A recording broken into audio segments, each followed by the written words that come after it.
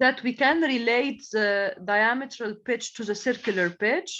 Okay, we have seen that the circular pitch P is defined as pi d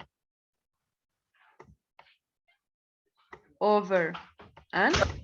So as you can see here, this is d over n is the inverse of the diametral pitch. So you can just replace d over n by 1 over pd, or also you can do substitution and you can express d function of p and then replace. So in both cases you get same result.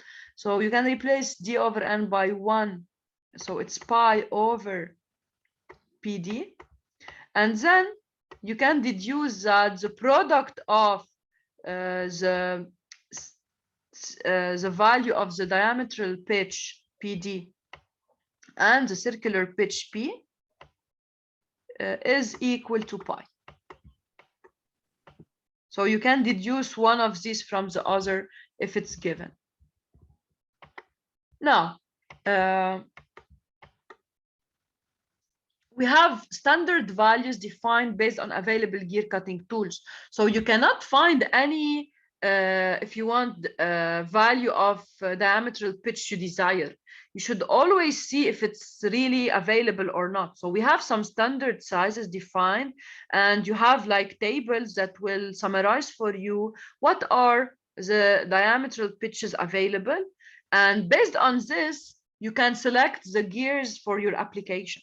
So we'll see that we'll do several design examples. So I say I want to transfer this power. I need to create a certain set. I should make sure that I am not using numerical values that are not available. So I should go to tables and check what are the available dimensions. And then based on this, I can do my design. So here you have some examples of tables that you can get. So you have what are the standard diametral pitches you can encounter.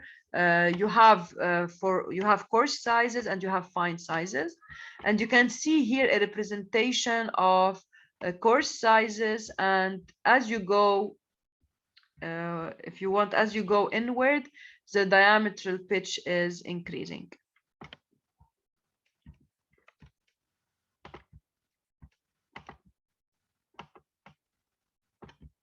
Now, you have a lot of technologies developed for manufacturing of gears.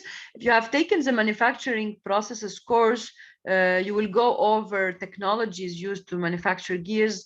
One of the main ones are the cutting technology, where you use appropriate manufacturing processes relying on cutting techniques in order to create your gears. Now, another parameter that is important also in gear technology is the module amp. And this parameter is simply defined, if you want, as the reciprocal to diametral pitch. So it's just the inverse of diametral pitch. We have defined the diametral pitch as N over D. And the module M will be just the opposite. It's D over N. And it's in general, if you have duty applications, you will need gears with larger modules. So for heavy duty applications, we need large values of M, while plastic gears with small modules will be used in light duty application. So it depends on your application, on the power you want to transmit, then you will select the corresponding value of M.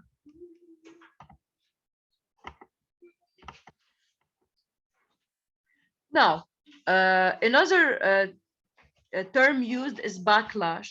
The backlash represents the difference between the tooth space and the tooth thickness.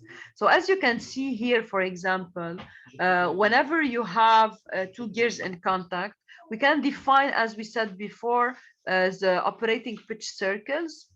And whenever we define the pitch circle, we can observe that at the level of contact between, so here your contact, let's say you have a contact here between these two, then if you compare the total thickness over the pitch circle compared to the thickness of the tooth, then you have a certain difference here. This is small difference is called backlash. Okay.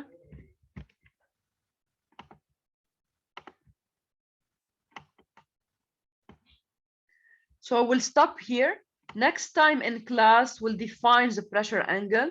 The pressure angle is very important parameter and will be used in our calculation for force transmission after. Okay. Any question on this? So see you next time. Bye.